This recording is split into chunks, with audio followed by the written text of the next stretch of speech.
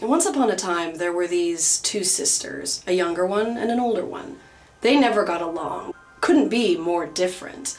The older sister, well, her story is the usual story. Didn't really fit in, felt really different, blah, blah, blah.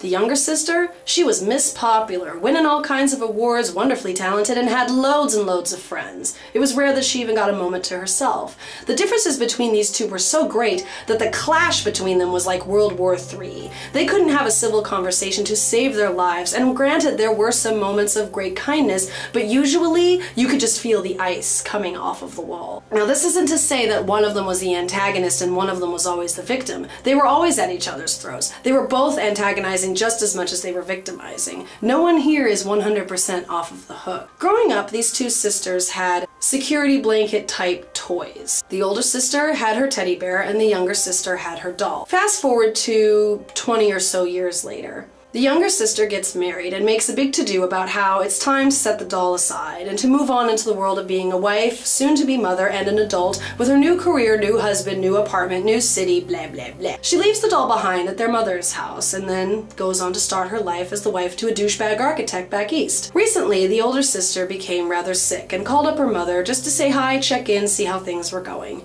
To cheer her up, the mother told the older sister a little story. So, you know your sister who married that douchebag architect and moved back east? Yes, I do remember that. Well, apparently your sister has acquired a teddy bear. She got it for free somehow from some friend of hers. And she treats this teddy bear like it's a kid. She takes photographs of it right up on its face like some sort of Andy Warhol wannabe art. She puts it in little scenes, dresses it up in little clothes, takes photographs and video of it. It's really quite bizarre. And then she says to me, Mom, I'm gonna go down to Michael's and get some party hats for Ted's birthday, because his birthday's next week. And then she asked me, Mom, I was wondering if you could help me pick out a Halloween costume for Ted's, because it's his first Halloween and I want to make it special.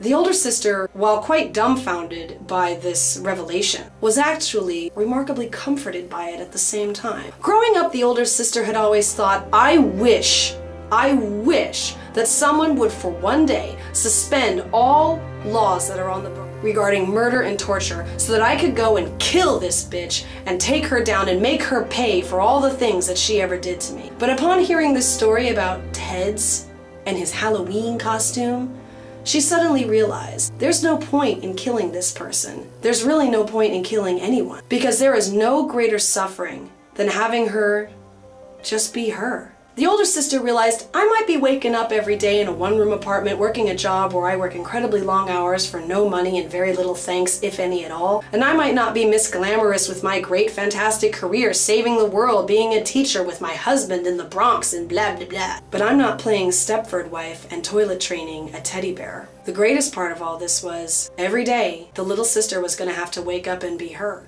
There's no punishment that can really beat that, even murder.